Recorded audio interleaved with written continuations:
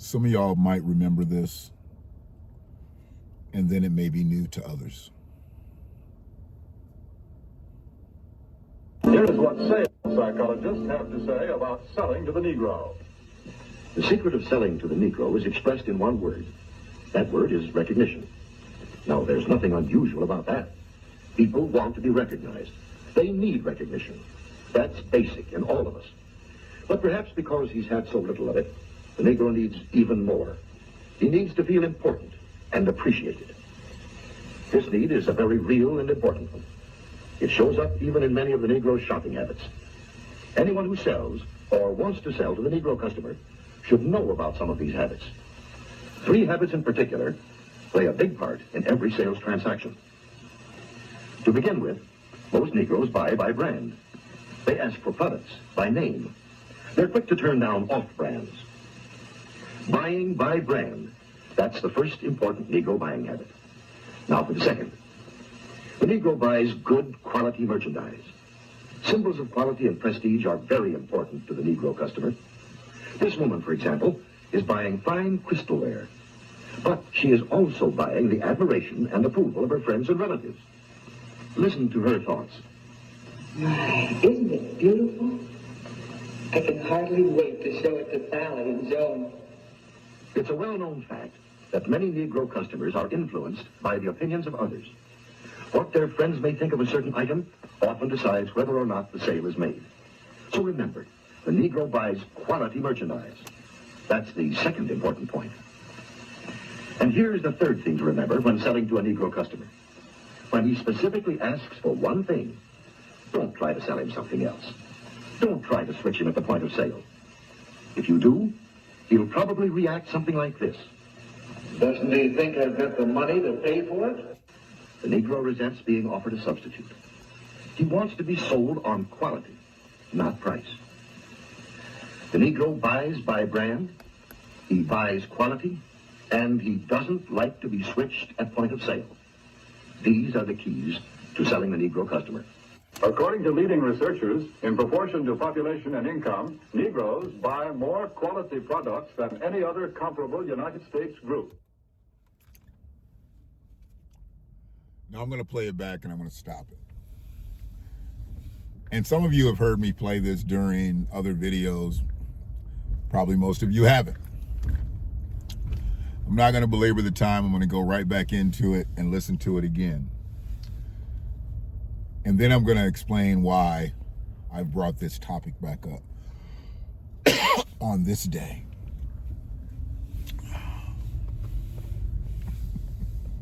Here is what sales psychologists have to say about selling to the Negro. The secret of selling to the Negro is expressed in one word. That word is recognition. Now, why did there need to be a secret to selling shit to Negroes? I mean, why did it have to be a secret at all? And who was holding this secret until they decided to expose this secret? That's what I want to know. I want to know who actually made this a secret. Did white people make this a secret? Or did black people make this a secret? Or I'm sorry, Negroes, did they make this a secret and didn't tell anybody and made everybody figure out how to sell us products? I really want to know that right off rip. Who started the secret? there's nothing unusual about that. People want to be recognized. They need recognition. That's basic in all of us. But perhaps because he's had so little of it, the Negro needs even more. He needs to feel important and appreciated. This need is a very real and important one. It shows up even in many of the Negro's shopping habits. Anyone who sells or wants to sell to the Negro customer should know about some of these habits. 3 habits in particular play a big part in every sales transaction. To begin with, most Negroes buy by brand. They had literally made us a science experiment about buying their products. They made it a whole science experiment. and broke us down into categories of purchasers. I'm gonna go back 15 seconds and go forward and let him go to this first thing that he just started to talk about.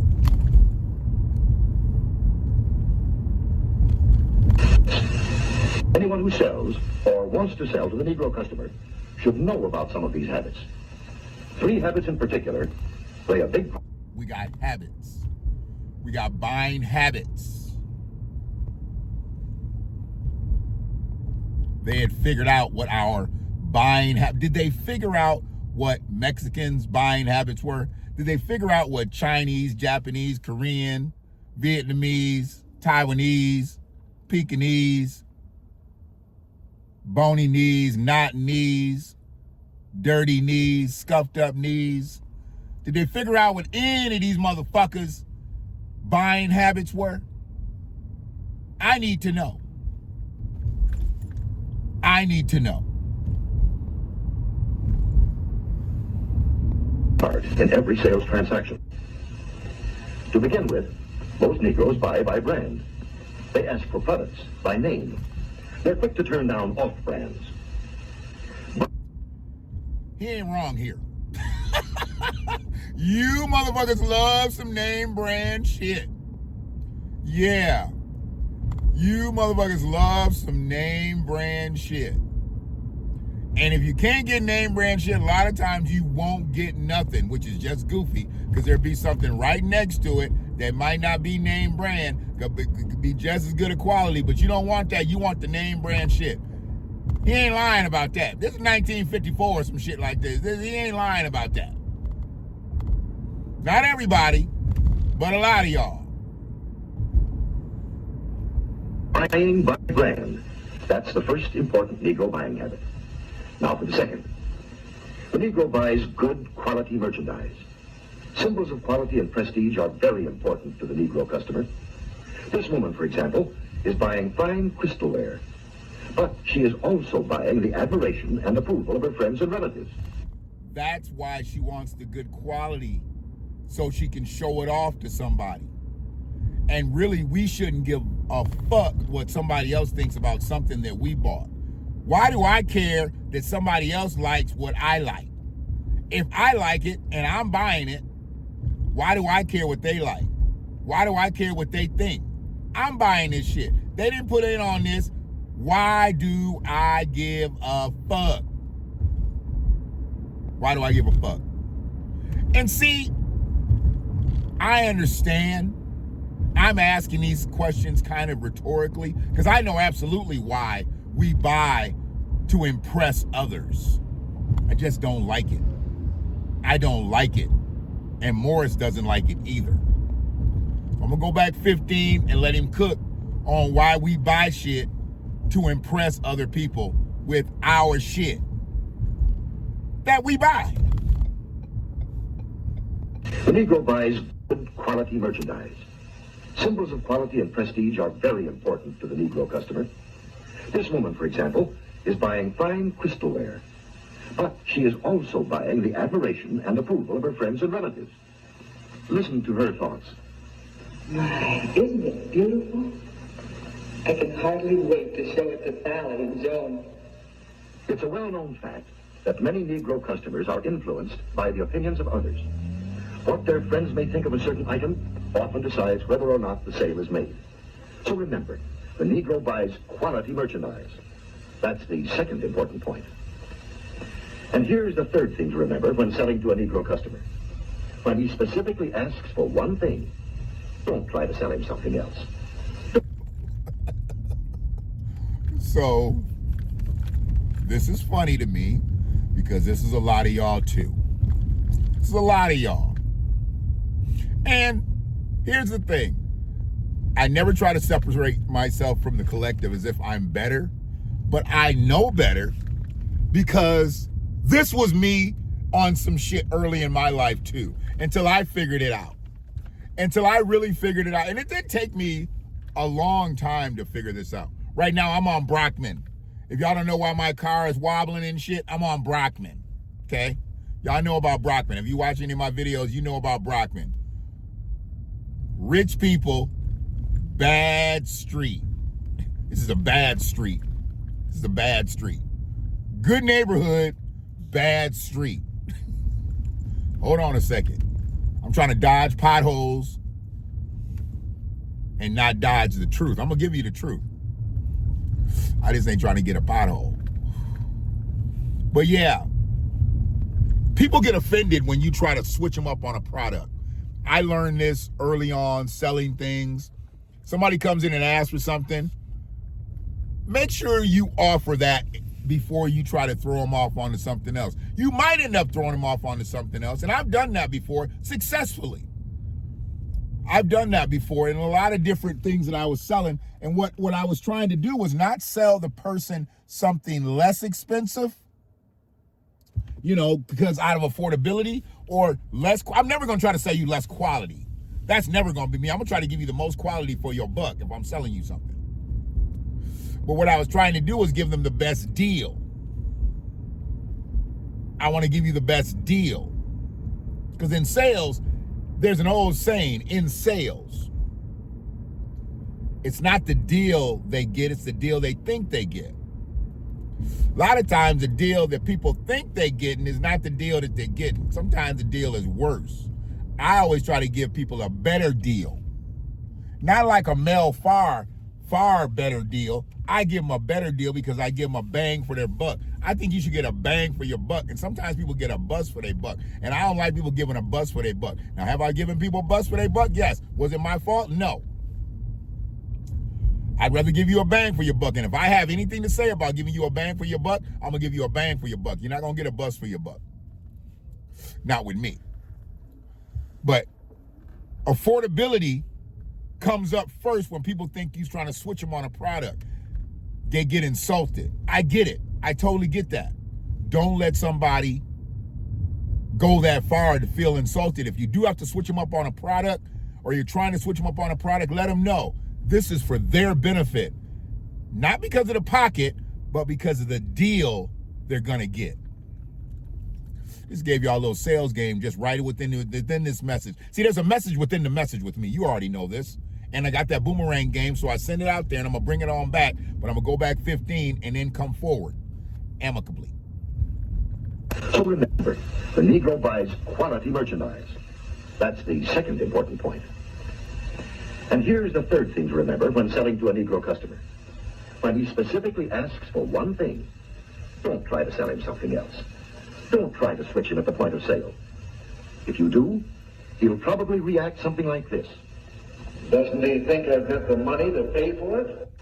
The Negro resents.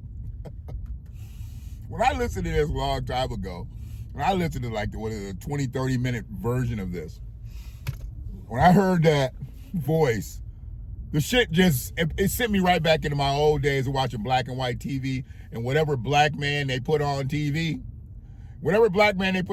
sounded like this. Didn't really sound like me. Didn't sound like most black people that you know, but it sounded like that dude. Yeah, what did he think? I got the money to pay for it? He was pissed off. He probably wanted to say a lot more shit, but he couldn't. That was his lines. But his voice cracked me up. Doesn't he think I got the money to pay for it? Gosh darn it. See, this is some funny shit. I'm going to run it back because I'm being petty, and then I'll come forward. He specifically asks for one thing. Don't try to sell him something else. Don't try to switch him at the point of sale. If you do, he'll probably react something like this. Doesn't he think I've got the money to pay for it? The Negro resents being offered a substitute. He wants to be sold on quality, not price. And I covered all that right there, you know, so. Negro buys by brand, he buys quality, and he doesn't like to be switched at point of sale. These are the keys to selling a Negro customer. According to leading researchers, in proportion to population and income, Negroes buy more quality products than any other comparable United States group. And it still is to this day. We buy more quality shit than any other ethnic group. We love quality. And there ain't nothing wrong with loving quality. But we love quality a lot of times based on price and based on trying to impress others. We don't just love quality just because we love quality. And that's what we should always be standing on. We should always be standing on the fact that we love quality because we just love quality, not because we're trying to impress someone else. Now, the reason that I did all that because of that. You see that? You see that? That is who produced this situation. I think it was 1954. Definitely in the 50s. That's who produced this situation right here. Well, I should say co-produced it. And I think, as it says, co-opted. They were in cooperation with whomever had the secret, maybe. Johnson Publishing, Ebony, Jet, all that shit. You see all them other ones they had back then too. Ebony Jr., Hugh, Tan, all types of shit tied into Black American life. When I said at the beginning, who had the secret, it doesn't matter who had the secret. Who moved the narrative? Who moved the narrative? And who moved the narrative? Johnson Publishing.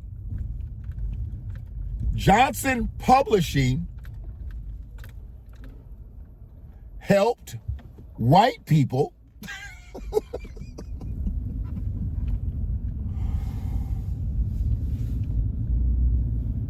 talk about selling the Negro. Johnson Publishing. They trained America on how to sell the Negro.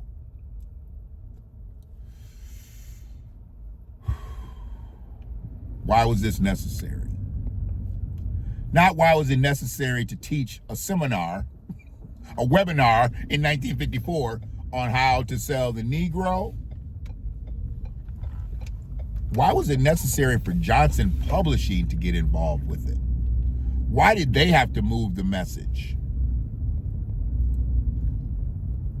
I mean, Johnson Publishing had people advertising in their magazines and things like that. Businesses in their magazines or advertising companies, advertising in their magazines, they were selling products. Oh, selling products to Negroes. They were selling products to Negroes. And if you want to be successful at selling products to Negroes, you need to learn how to sell products to Negroes, and we'll help you push that narrative with our publication. All of our magazines will help you sell to Negroes.